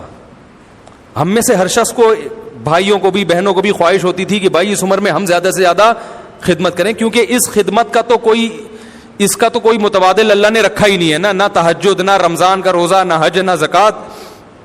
یہ تو ایسی خدمت ہے ماں یا باپ کی بڑھاپے میں, اس سے بڑی کوئی نیکی اللہ نے رکھی نہیں ہے. حدیث میں آتا ہے جس کو بوڑھے ماں باپ ملے اور اس نے خدمت کر کے جنت لازم نہ کر لی, اس پر اللہ کی لعنت. یعنی اتنا بڑا بدبخت ہے کہ تیرے پاس اتنا بہترین آپشن آیا اپنے سارے گناہ معاف کروانے کا اور اپنی بخشش کروانے کا, ایسا آپشن تو نے ضائع کر دیا. تو بھائی جہاں ٹوٹا پھوٹا ذرا سا بھی دین ہوگا وہ تو چاہیں گے نا کہ یہ ہم کریں. تو اب ہم تھے, ہمارا نمبر ظاہر ہے کچھ دن یہاں رہیں گی, کچھ دن وہاں رہیں گی, کچھ دن وہاں رہیں گی. اور جن کے ایک ان کے تو بچے ہی نہیں ہوتے نا, ان کو تو ایک ایک دو دو, جذبہ بھی نہیں ہے خدمت کا, وہ بھی صرف کیمرے کے سامنے جذبہ ہے, اور اوپر سے ہے بھی ذمہ داری بھی ایک دو پر آ رہی ہے, اور ابھی اس کا ٹائم شروع ہوا ہے کیونکہ شادی ابا نے دیر سے کی تھی, جب بوڑھے ہوئے تو بچہ اب جوان ہوا ہے. تو یہ اتنی ساری ٹینشن ان کے ساتھ مل جاتی ہے کہ ان کی فیملی جو گھریلو ماحول ہے وہ بری طرح متاثر ہوتا ہے. آپ کا گھر ہی سکون نہیں, سب سے زیادہ سکون انسان کو گھر میں ملتا ہے, تبھی تو جہاں بھی تھکا ہوا ہوگا بھاگے گا کہاں, گھر. وہ گھر ہی نہیں ہے آپ کا. پبلک تھوڑی آپ کو سکون دیتی ہے. بڑے بڑے علماء ہم نے دیکھے ہیں, ان کے بڑے بڑے لوگ تھے جو عقیدت اور محبت کے دعوے کیا کرتے تھے, حضرت جی آپ کے جوتے ہم اٹھائیں گے. بیمار ہو گئے, ایک آدھ دن خدمت کی بدلی گلی سے نکل لیے, بچے سنبھالتے ہیں ان کو, اولاد چھوڑ کے نہیں جاتی. تو اب آپ مجھے ایک بات بتاؤ کہ بڑھاپے میں یہ حال ہو تو یہ جوانی ہمیشہ تو نہیں رہتی, تو اس بڑھاپے کو بھی تو دیکھا کرو نا. ہمارے پاس نا عجیب لوگ آتے ہیں. ایک صاحب کہنے لگے کہ میں کسی ہیروئن پہ عاشق ہو گیا ہوں اور میں ہر وقت اس کی فلمیں دیکھتا رہا. میں نے اس سے ایک بات کی, میں نے کہا دیکھو تم ایسا کرو 1975 کی کسی ہیروئن کو نکالو گوگل پہ. ویسے تو آپ یہ کام نہ کریں, لیکن ایک آدمی برائی میں مبتلا ہے تو اس کو تو بتایا جائے گا نا, وہ تو آلریڈی بدنظری کر رہا ہے.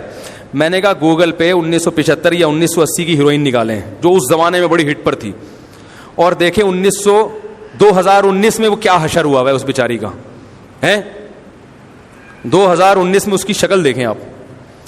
انہوں نے دیکھ کے بتایا, بولا اللہ کی پناہ.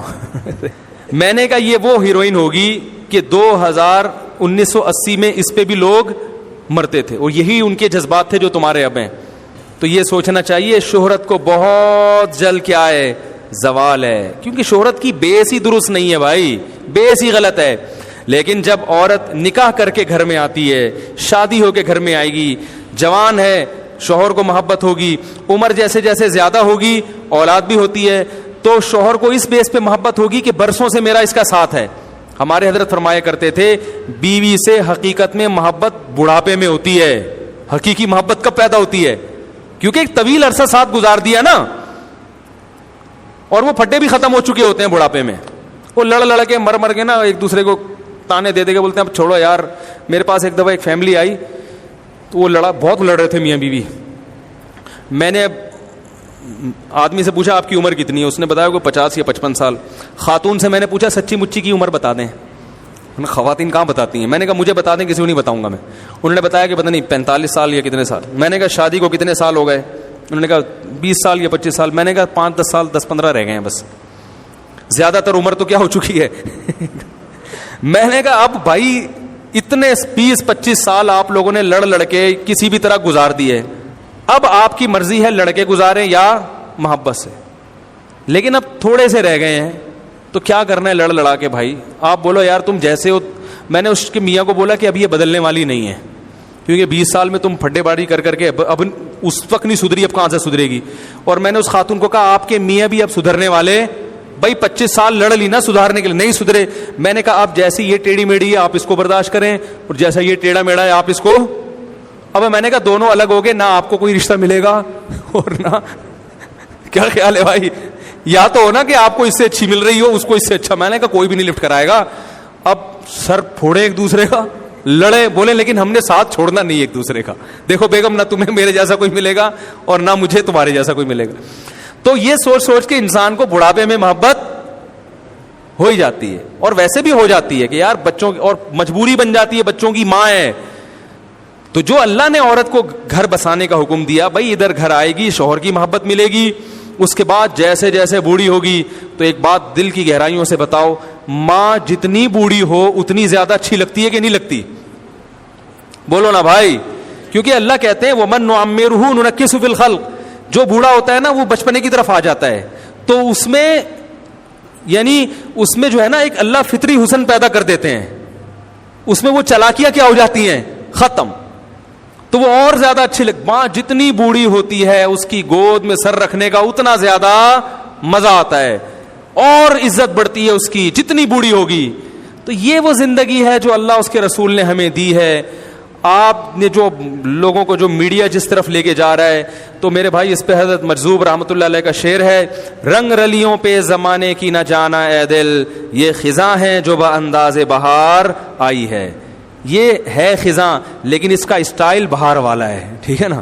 یہ ایسے ہے جیسے ہیروئن ہے, بدبودار چیز ہے, لیکن وہ پھولوں کی سیج میں رکھ کے پیش کی جا رہی ہے, اور آپ اس کے اوپر سجے ہوئے پھول دیکھ کے متاثر ہو رہے ہیں, یہ نہیں دیکھ رہے کہ ان پھولوں کے اندر گند بھرا ہوا ہے.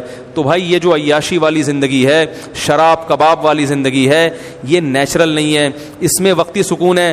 آج تک کوئی شرابی میں نے سکون میں نہیں دیکھا, وقتی سکون ملتا ہے, اس کے بعد پہلے سے زیادہ ڈپریشن میں, خودکشیاں تک کر لیتے ہیں. بس میں ایک چھوٹا سا واقعہ سنا کے بات ختم کرتا ہوں کہ ہمارے ایک دوست ہے جرمنی میں, انہوں نے پنجاب میں کسی شادی کی مووی دکھائی اپنے کسی دوست کو, اور وہ پنجاب میں ذرا لبرل قسم کے لوگ تھے, وہ شادی میں ناچ رہے تھے. تو اس انگریز نے پوچھا کہ ان لوگوں نے پی بھی ہے, شراب پی بھی ہے؟ تو کہتے ہیں, میں نے کہا بھائی ہم لوگ پیتے بھی تھے, وہ ٹھیک ہے ناچ رہے ہیں, وہ تھوڑے سے ماڈرن فیملی ہے, لیکن اتنے ماڈرن نہیں ہے کہ پینا بھی شروع کر دیں, خاندانی لوگ ہیں. تو وہ کزن وزن نہ اکٹھے ناچ رہے تھے شادی میں, تو وہ انگریز کو دکھائی. تو انگریز کہنے لگا یہ پیے بغیر اتنے خوش کیسے ہو جاتے ہیں, یعنی شراب بھی نہیں پی پھر بھی اتنے خوشی سے ناچ رہے ہیں. یعنی اس کو حیرانگی ہو رہی تھی, یار اتنے خوش پیے بغیر. تو میں نے اس لڑکے سے کہا, میں نے کہا دوبارہ جب جرمنی جاؤ نا تو ان کو کہنا کہ ایسے بھی لوگ ہیں جو ناچے بغیر خوش ہوتے ہیں. نہیں آ رہی بات, یہ خوش ہونے کے لیے کم از کم ان کو ناچنا تو پڑ رہا ہے نا. آپ کو اس پہ حیران ہے کہ صرف ناچ کے خوش ہو رہے ہیں, پینا نہیں پڑ رہا. میں نے کہا ایسے بھی بہت ہمارے ملک میں ہول سیل کے حساب سے ایسے لوگ ہیں جنہیں خوش رہنے کے لیے ناچنے کی بھی ضرورت, وہ بیٹھے بیٹھے خوش رہتے ہیں. صحیح ہے نا, جہاں بیٹھے ہوئے کیا ہیں, الحمدللہ خوش ہیں وہ. تو اللہ نے جو ہمیں ایک غم اللہ کی طرف سے آئے تو ایک الگ بات ہے, ایک غم ہمارے اپنے بنائے ہوئے. تو یہ جو موویز ہیں, فلمیں ہیں, ڈرامے ہیں, یہ جو انٹرٹینمنٹ جو بے حیائی کو پروموٹ کر رہا ہے, میرے بھائی اس میں صرف وقتی فائدہ ہے, وقتی سکون ہے, لیکن یہ چیزیں آپ کو آہستہ آہستہ بے سکونی کی طرف, خاندانی نظام بھی تباہ کرتی ہیں. اس کا سب سے آپ کو جب اپنی بیوی اچھی نہیں لگے گی تو بھائی کیا فائدہ ایسی زندگی کا یار. جب اتنی ہیروئنز آپ نے دیکھ لی, حضرت حکیم اختر صاحب فرمایا کرتے تھے نا, نظر کی حفاظت کرو تو اس کا بڑا فائدہ کیا ہوگا, اپنی بیوی اچھی لگے گی, کیونکہ دیکھنے کو اور کچھ مل ہی نہیں رہا ہے, ٹھیک ہے نا, اس سے محبت ہوگی. تو گھر میں بیوی سے محبت تو اس سے زیادہ سکون کی کوئی چیز ہو سکتی ہے جو آپ کی ہے, جو آپ کو چھوڑ کے نہیں جائے گی. اولاد سے محبت تو اس سے زیادہ کوئی سکون کی چیز ہو سکتی ہے, کیوں تو آپ کے ہیں. تو اولاد کو ماں باپ سے, ماں باپ کو اولاد سے, بھائی بہنوں میں آپس میں, یہ جو آپ کی کمیونٹی ہے, یہ اگر پرسکون زندگی ان کی ہو جائے تو اللہ کی قسم انسان کو دنیا میں جنت جیسا مزہ آنے لگتا ہے. اور ہمارے ہاں سب سے بڑا مسئلہ کہاں ہے, گھروں کا. باہر بڑے خوش, گھر میں آتے ہی بے سکونی. تو اسی وجہ سے جو چیز اللہ نے سکون کے لیے بنائی اس میں ہے نہیں, باہر سکون تلاش کرتا پھرتا ہے, تو شہرت مل جاتی ہے, پیسے مل جاتے ہیں, سکون کا بیڑا غرق ہو جاتا ہے. اللہ تعالیٰ سے دعا ہے کہ اللہ تعالیٰ ہمیں سمجھنے کی, عمل کی توفیق عطا فرمائے, اور اللہ تعالیٰ ہمیں سکون کے لیے ان کاموں کی توفیق عطا فرمائے جو اللہ نے بتائے ہیں, جو ہماری فطرت کا حصہ ہیں. سبحانک اللہم و بحمدک, نشہد ان لا الہ الا انت, نستغفرک و نتوب الیک. عشاء کی نماز کے بعد سوال جواب کا سیشن ہوگا. آپ لوگوں نے 15-20 منٹ کا ہوگا. بیٹھنا ہے کہ نہیں, جنہوں نے بیٹھنا ہے وہ ہاتھ کھڑا کر دیں تاکہ میں تعداد دیکھ کے اندازہ لگاؤں کہ مجھے بیٹھنا ہے کہ نہیں. اچھا, کافی لوگ ہیں بیٹھنے والے, چلو پھر ٹھیک ہے. تو عشاء کی نماز 2 سنت 3 وتر جنہوں نے پڑھنے, وتر کے فوراً بعد شروع ہو جائے گا یہ. تو آپ لوگوں نے جو سوال پوچھنا ہو, جو مرضی پوچھنا ہو پوچھیں, آپ گھبرائیں نہ کریں سوال پوچھتے ہوئے, سمجھ رہے ہیں, اور بیٹھے بیٹھے پوچھ لیں, کھڑے ہو کے پوچھ لیں, پرچی پہ لکھ کے پوچھ لیں, تو 15-20 منٹ میں جو پوچھنا ہے پوچھ لیں. پھر یہ نہیں کہنا کہ مفتی صاحب ہمیں ٹائم نہیں دیتے, ٹھیک ہے نا, فون نہیں اٹھاتے. تو بھائی آپ پوچھو جو مرضی پوچھنا ہے آپ نے. ہاں کوئی الٹا سیدھا سوال پوچھا تو میں جواب نہیں دوں گا. پوچھنے پر پابندی نہیں ہے, لیکن مجھے بتانے پر بھی کوئی زبردستی نہیں ہے کہ آپ نے ہر بات کا جواب دینا ہی ہے. تو میں دیکھوں گا یہ سوال مناسب ہے تو جواب دیا جائے, مناسب نہیں ہے اس کو ہم اسکپ کر دیں گے. پھر ہم کسی اور کو بولیں یہ والا رہنے دیں, آپ پوچھیں کیا پوچھنا ہے. اچھا بھائی, السلام علیکم مفتی صاحب. اہل حدیث کا مسجد میں عصر کا نماز 4 بجے ہوتا ہے, تو کیا اس میں نماز پڑھ سکتے ہیں؟ کیونکہ پاس میں وہی ہے. پڑھ سکتے ہیں, جائز ہے. اچھا بھائی مفتی صاحب, میں انڈیا سے ہوں, گجرات سے. آپ کا بہت بڑا فین ہوں. پلیز میرے لیے میرا نام لے کے دعا کریں. نیلو قریشی صاحب, V7P. جی جناب, اللہ آپ کو خوشیاں دے, برکتیں دے. ہمارے محلے میں پرانی مسجد کو شہید کر کے نئی جامع مسجد بنائی گئی. توسیع میں کچھ قبریں شامل ہو کر زمین برابر کر دی گئی. اب نشان نہیں. کہا جاتا ہے کہ قبریں 40 سال پرانی تھی. کیا وہاں نماز جائز ہے؟ جی بالکل جائز ہے. 10 سال جب ایک قبر کو گزر جائیں اور غالب گمان ہو جاتا ہے کہ اس میں میت کا نام و نشان ختم ہو گیا ہے, تو پھر اس کو مسمار کر کے دوسری قبر بنانا ضرورت کے وقت جائز ہے. کوئی حرج نہیں ہے اس میں. تو 40 سال تو بہت ہوتے ہیں. تو لیکن لوگوں کو بتائیں نہیں یہ بات کہ یہاں قبریں تھیں, کیونکہ اگر لوگوں کو پتہ چلے گا تو جو بدعت والے لوگ ہیں وہ ایسا نہ ہو کہ قبر پرستی شروع کر دیں. کیا بہن کی شادی اپنے پیسوں سے کرے یا اپنے پیسوں سے بھی کرنا جائز ہے؟ اسلام میں بہن کی شادی پہ کوئی خرچہ ہی نہیں ہے. سارا خرچہ بہنوں ہی پہ ہے. نہ جہیز ہے اسلام میں, نہ بارات ہے. تو یہ عجیب بات ہے کہ لوگ پوچھ رہے ہوتے ہیں بیٹی کی شادی کا خرچہ کس کے ذمہ ہے. خرچہ ہے ہی نہیں تو ذمہ کس کے ہوگا. بہرحال اب ہماری سوسائٹی میں مجبوراً خرچ کرنا پڑتا ہے, تو کرنا جب پڑے گا تو گھر کے مرد ہی کریں گے نا, بھائی ہی کرے گا, اور ابا اور بھائی کریں گے. مس گیدرنگ شادی میں جانا کیسا ہے؟ جائز نہیں ہے. اپنے لیے پردے کا الگ سے انتظام کروائیں وہاں پہ. السلام علیکم مفتی صاحب, میرے سامنے کے 2 دانت دیگر دانتوں سے لمبے ہیں کہ میں وینیر, یہ کیا لکھا ہوا بھائی, لگوا سکتا ہوں؟ اگر غیر معمولی طور پر دانت آگے نکلے ہوئے ہوں, غیر معمولی طور پر اتنے لمبے ہوں کہ وہ ہونٹوں سے باہر آ رہے ہوں, تو پھر ان کو آپریٹ کر کے یا کوئی ٹریٹمنٹ کر کے اندر کیا جا سکتا ہے. نارملی یہ جائز نہیں ہے اپنے دانتوں کے ساتھ چھیڑ چھاڑ خوبصورتی کے لیے. بیماری کی وجہ سے روزہ چھوڑنے پر اس روزے کی صرف ایک قضا کرنی ہے یا 60 روزے قضا کرنے پڑیں گے؟ 60 روزے ہوتے ہیں روزہ توڑنے پر. رمضان کا روزہ کوئی جان بوجھ کر اگر توڑ دے تو پھر 60 روزے رکھنے پڑتے ہیں اور ایک قضا الگ سے رکھنا پڑتا ہے. اگر بیماری کی وجہ سے روزہ توڑا ہے یا چھوڑا ہے تو صرف ایک روزے کی قضا ہوگی, اس میں کفارہ نہیں ہے. امہ ریحان, مفتی صاحب نکاح کی دعا کریں پلیز. دل سے دعا ہے اللہ تعالیٰ آپ کا نکاح کا اچھی جگہ انتظام کروائے. السلام علیکم صاحب, میں لکھنؤ سے ہوں. Very good. مجھے داڑھی رکھنی پر ہمت نہیں بن پا رہی ہے. نماز بھی پابندی سے پڑھنے کی کوشش کرتا ہوں. داڑھی رکھنے کے لیے ہمت کی ضرورت نہیں ہے, داڑھی رکھنے کے لیے سستی کی ضرورت ہے. آپ داڑھی کٹانے پر جو آپ کی محنت اور پیسہ خرچ ہوتا ہے وہ پیسہ بھی خرچ کرنا چھوڑ دیں, اور داڑھی کاٹنے کے لیے اٹھ کے جانا اور پھر آئینے کے سامنے کھڑا رہنا, یہ سارے کام چھوڑ دیں آپ, تو خود بخود داڑھی بڑھ جائے گی. محنت جب چاہیے ہوتی ہے, جب داڑھی آپ کو کھینچ کے نکالنی پڑتی ہے نا, تو داڑھی کٹانے کے لیے محنت چاہیے, ہمت چاہیے. کٹانا چھوڑ دیں تو خود بخود بڑھ جائے گی. بہرحال میں دعا کرتا ہوں اللہ آپ کو داڑھی رکھنے کی توفیق دے. نبی صلی اللہ علیہ وسلم کا حکم ہے اعفوا اللحى وقصوا الشوارب خالفوا اليهود والنصارى. صحیح ہے بخاری, صحیح ہے مسلم کی حدیث ہے کہ یہود و نصارہ کی مخالفت کرو, داڑیاں بڑھاؤ, مونچھیں گھٹاؤ. علامہ شامی رحمہ اللہ تعالیٰ بہت بڑے فقیہ گزرے ہیں, انہوں نے لکھا ہے کہ داڑھی کٹانے کی کسی فقہ میں بھی اجازت نہیں ہے.